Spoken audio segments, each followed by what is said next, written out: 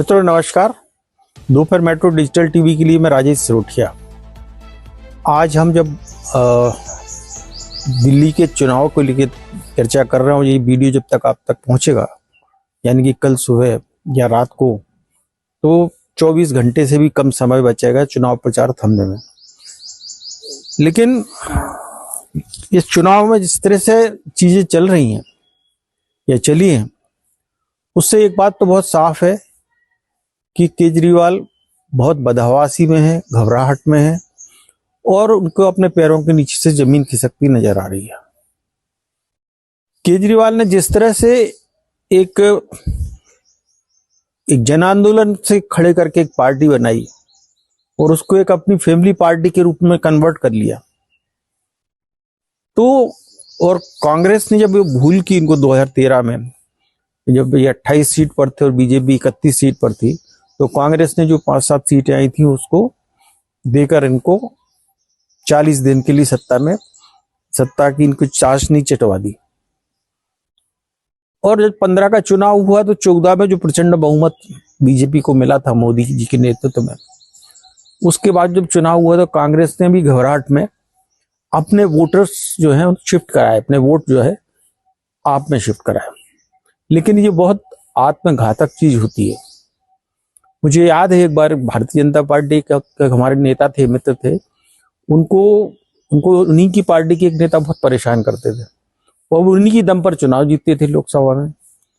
तो हमने ऐसी बातचीत में कहा, हमने कहा कि एक आध बार इनको सबक सिखाना चाहिए आपको, क्योंकि ये तो एहसान फरामोशी होती है। तो उन्होंने कहा कि हम ज्यादा से ज्यादा इतना कर सकते हैं कि हम अपने पार्टी के कार्यकर्ताओं को मतदान के दिन घर बैठने को बोल सकते हैं, लेकिन हम वोट शिफ्ट नहीं कराएंगे, क्योंकि ये वोट जो हमारी पार्टी के पास में आया है ये बड़ी मुश्किल से आया है और ये वोट हमने एक बार शिफ्ट करा दिया तो उसको हमें वापस लौटाना मुश्किल होगा। और बाद में हमें याद है वो 2009 का इलेक्शन की शायद मैं बात कर रहा हूँ, जो लाखों वोटों से जीतने वाले जो नेता थे वो 9,000 वोटों पर आ गए थे। और बाद में अंततः फिर उनको अगली बार फिर जब पूरा सपोर्ट मिला नेताओं का जो जिनके साथ में वो एहसान फरामोशी करती थी, तो फिर वो बड़े अच्छे बहुमत से जीते, अच्छे पदों पर पहुंचे। तो ये कांग्रेस ने जो महाभूल की थी, अब कांग्रेस इस चुनाव में उस भूल को सुधारने की कोशिश में लगी, क्योंकि 20 में तो स्थिति ये थी कि 19 में जब बीजेपी और लोकसभा में प्रचंड बहुमत के साथ में आई और तो अपने 300 का आंकड़ा पार कर गई, और कांग्रेस के जो अध्यक्ष थे राहुल गांधी, वो रणछोड़ दास की मुद्रा में अध्यक्ष पद छोड़ के चले गए थे और उस बदहवासी के आलम में कांग्रेस की फिक्र करने वाला कोई नहीं था। और कांग्रेस ने इसीलिए केजरीवाल जो है थोड़े से नीचे खिसके 67 से 62 पर आ गए। लेकिन बात की स्थिति में आते आते वो उनकी सीटें या विधायक जो है 50-52 के आसपास टिके हुए हैं, कई छोड़ चुके हैं, कई के टिकट कट गए हैं, कई भाजपा में आ गए, कई कुछ हो गया है। जो पिछले 5 साल का जो घटनाक्रम हुआ, जिनमें आप पार्टी जो अपने आप को बड़ा शुद्ध और ईमानदार, सबसे ज्यादा ईमानदार बोलने वाले केजरीवाल के, देश के नहीं विश्व के सबसे ईमानदार नेता तो मैं ही हूँ, बड़ा दम्भोक्ति के साथ कहते हैं, और आपके ऊपर आपका दामन दागदार है। आप जिम्मेदारियों को कभी ओन नहीं करते। आप जो हमेशा अच्छी चीज के लिए तो श्रेय लूटने के लिए खड़े रहते हैं। कुछ दो ही तरह गलत तो होता है, तो उसकी गलती मंजूर करके उसको सुधार करने, उसको परिमार्जित करने की उनकी आदत नहीं रही है। वो हमेशा ठीकरा किसी दूसरे पर ठोकते थे। जैसे कि आपको याद है पराली का ठीकरा वो आप पार्टी पंजाब में कांग्रेस सरकार पर ठोकते थे, दिल्ली में बीजेपी की सरकार पर, यूपी की सरकार पर ठोकते थे, हरियाणा की भाजपा की सरकार पर ठोकते थे। लेकिन जैसे ही आप भगवंत सिंह मान आप पार्टी से मुख्यमंत्री बने, पंजाब से पराली का आरोप खत्म हो गया। अब अपनी खिसकती जमीन को देखते हुए जिस तरह से यमुना के पानी के जहरीला करने की बात कर रहे हैं, अगर आप वो जहरीला कर दिया, सपोज कर लीजिए, तो आपके पास सबूत क्या? आप इलेक्शन कमीशन को कोई सबूत, ऐसे माकूल सबूत नहीं दे पाए जिससे ये साबित हो सके कि 39.5 करोड़ गैलन पानी प्रतिदिन जो हरियाणा से आता है यमुना के जरिए, वो उसको जहरीला बनाने में कौन सा जहर मिलाया गया, और ये जहर कहाँ से आ गया, कितना जहर होगा? कोई छोटा अमाउंट नहीं है पानी का।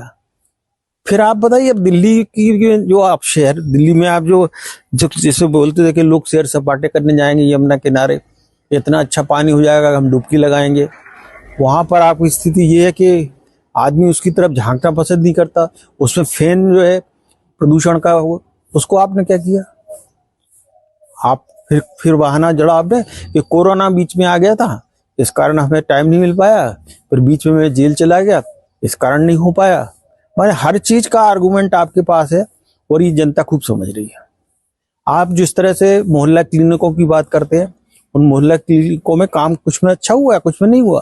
लेकिन जिस स्कूल को आप मॉडल स्कूल कहते हैं, वहां के लोग बोल रहे हैं कि वहां पर जो है पंखे हैं लेकिन बिजली नहीं है, या कहीं पंखा है तो पंखे में से चिंगारियां निकल रही हैं। ये दिल्ली की जनता ही बोल रही है। और फिर हालात ये बन गए कि जब आपने जेल में रहते हुए, आप देखिए कि एक आदिवासी मुख्यमंत्री हेमंत सोरेन, जब उनको जेल हुई तो उन्होंने जेल जाने के पहले नैतिकता के आधार पर राज्यपाल को जाकर इस्तीफा सौंपा, और जब वो जमानत से बरी हुए उन्होंने आकर फिर अपना पद संभाला और चुनाव जिता दिया। लेकिन आप जो है मुख्यमंत्री के मोहपाश के बंधन में जकड़े रहे, और आप पूरे जेल में रहते हुए आप मुख्यमंत्री बने रहे। तो ये नैतिकता के आपके तकाजे कहाँ चले गए थे? और जेल से बाहर आए तो आपने मजबूरी थी कि जिस कंडीशंस पर आपको बेल मिली थी उसमें आप मुख्यमंत्री के रूप में काम नहीं कर सकते थे। वो टर्म्स कंडीशन आज भी हैं। और आपने अतिशी को ये कहते हुए मुख्यमंत्री बनाया कि हम जनादेश प्राप्त कर लेंगे और हम फिर मुख्यमंत्री बन जाएंगे। माने आपने पहले दिन से ही एक महिला, एक नारी शक्ति को पपेट बता दिया। एक सबसे पुरानी उसकी नारी शक्ति थी स्वाति मालीवाल, जो राज्यसभा में सांसद हैं आपकी, उनको आप अपने घर पे ला कर आप पिटवाते हैं। आज वो स्वाति मालीवाल अरविंद केजरीवाल के दावों की पोल खोल रही हैं जगह जगह जाके। पूरे चुनाव अभियान के दौरान उन्होंने जा जाके वीडियो बना के लोगों को दिखाया कि ये सड़कें हैं, ये गंदगी है, ये सीवेज है, गटर है, नाला है। तो एक बात बहुत साफ है, अब हमारे इतिहास और पौराणिक से अगर सबक लेते, जिसकी याद उनको अभी आएगी, राम मंदिर गए, हनुमान जी के भक्त बन गए, सारी चीजें हो गई। तो मौलाना केजरीवाल से अपने आप को हिंदू केजरीवाल लड़ने की कोशिश की, लेकिन वो ये चीज भूल गए कि कोई इंसान, पुरुष जो है, पुरुषों से लड़ सकता है लेकिन नारी से नहीं लड़ सकता। और उन्होंने स्वाति मालीवाल के साथ में लड़ाई लड़ी, उनको पिटवाया, उनका अपमान किया। आपको याद है द्रौपदी का जब अपमान हुआ तो फिर क्या हश्र हुआ कौरवों का? आपको याद होगा जब सीता का अपमान किया रावण ने, तो रावण के वंश का क्या हुआ? जब हमारा पूरा इतिहास भरा हुआ है कि आप नारियों से नहीं लड़ सकते, तो एक नारी को तो आपने पिटवा के अपमानित किया और दूसरी नारी को एक कठपुतली बना के मुख्यमंत्री बना के रखा कि वो कुछ दिनों की है। आवाज हालत क्या हो गई है? हालत ये हो गई है कि कालका सीट पर स्वाति मालीवाल, सॉरी माफ कीजिएगा, आतिशी मरलेनो जो है, आतिशी मरलेनो सिंह, वो सिर्फ इस बात में लगी हुई है कि हम अलका लांबा और विधुड़ी को इस तरह से निपटा दें, मैं जीत जाऊं भले ही केजरीवाल हार जाए। केजरीवाल सोच रहे हैं आतिशी हार जाए मैं जीत जाऊं।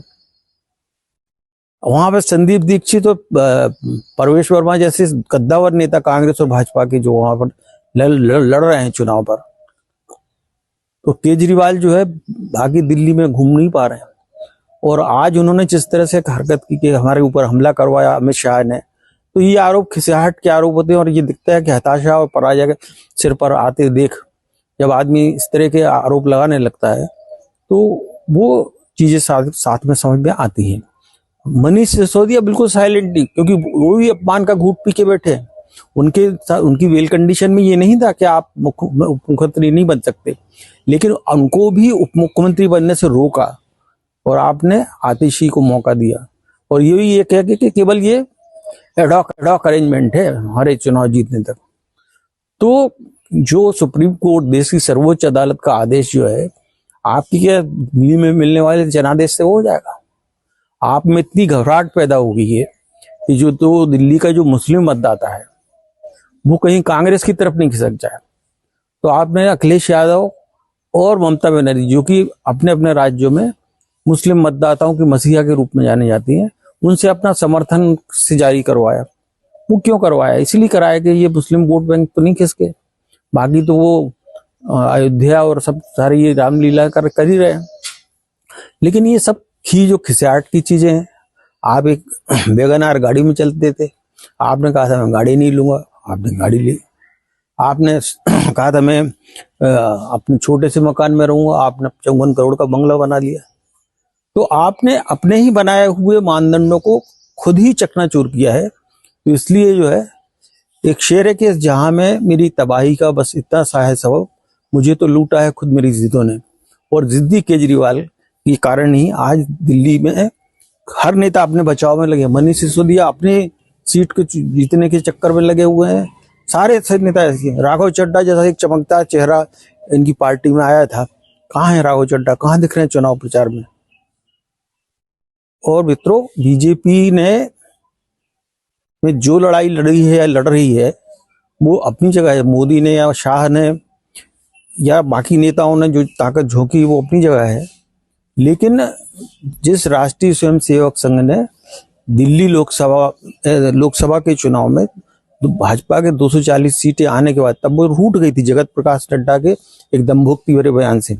लेकिन उसी आरएसएस ने महाराष्ट्र में जाके गुपचुप जाके अभियान करके शिंदे और फडणवीस की पार को जिता के और भारतीय जनता पार्टी की सरकार बनाई। और वो तब से नवंबर से गुपचुप तरीके से घर घर जाकर भाजपा का सशक्त अभियान चला रहे हैं। इसी कारण कितनी फर्जी वोटर लिस्ट नाम कट्टे हैं। तो केजरीवाल बुरी तरह घिर गए हैं। अब उनको लग रहा है कि कांग्रेस भी जो है अपने वजूद के लिए अपना वजूद बचा के रखेगी, नहीं तो उस पर भी वैसी त्योहमत लगना शुरू हो गई है जैसी कभी भाजपा पर लगती थी कि भाजपा बड़ी पार्टी कहती है, संघ की पार्टी, लेकिन जहाँ संघ का मुख्यालय वही नहीं जीत पाती है। भाजपा ने उस दाग को धो लिया। लेकिन आज कांग्रेस की स्थिति क्या हो गई? न लोकसभा में एक सीट आती है, न भाजपा न विधानसभा में आती है। और आप एमसीडी में तो आप कहीं दिखते ही नहीं, ठहरते ही नहीं हो। तो ये सब चीजें कांग्रेस के लिए भी वजूद की लड़ाई है। और ये डू और डाई वाली सिचुएशन केजरीवाल के लिए। और केजरीवाल के लिए सबसे ज्यादा अगर कोई मदद कर रहा है तो वो सबसे ज्यादा डरे हुए मुख्यमंत्री है पंजाब के मान। क्योंकि मान को एक बात समझ में आ गई है कि अगर केजरीवाल दिल्ली हार जाते हैं तो वो आके पंजाब में आके मुख्यमंत्री कुर्सी पर से उनको उठा के बैठ जाएंगे। तो केवल मान ही है जो पूरे तन मन धन से उनके लिए किला जुटाए हुए हैं। अब ये केजरीवाल की किस्मत है, दिल्ली के लोगों की हसरत है। 12 लाख का जो आयकर टैक्स का जो स्लैब बढ़ाया है, दिल्ली में 40 लाख के करीब लोग ऐसे हैं जो 12 लाख तक कमाते हैं। तो वो सारी चीजें जो है वो बदलाव आएगी। और मुझे लगता है कि जो मतदाता, भाजपा का जो मतदाता लोकसभा में तो खुलकर निकलता है, विधानसभा में रुक जाता है कई प्रतिशत, वो नहीं रुकेगा। और वो जब नहीं रुकेगा तो केजरीवाल की मुसीबतें और बढ़ती जाएंगी। और एक बात भी तय है कि कांग्रेस इस बार कम से कम अपना खाता खोलने में कामयाब हो जाएगी। और 5 से 10 सीट के बीच अगर वो ले जाती है तो वो इसके लिए बड़ी उपलब्धि होगी। मित्रों, अब तो सारा फैसला दिल्ली की जनता को करना है। और क्योंकि कल से प्रचार थम जाएगा, फिर तो डोर टू डोर कैंपेन चलेगा। और 5 तारीख को ईवीएम में सबकी किस्मतें तय होने वाली है। केजरीवाल की झुंझलाहट, उनके आरोप, उनका जो एक लंबी श्रृंखला है वो चलती रहेगी। तब तक के लिए मित्रों, हम 8 तारीख का इंतजार करेंगे। तब तक के लिए नमस्कार।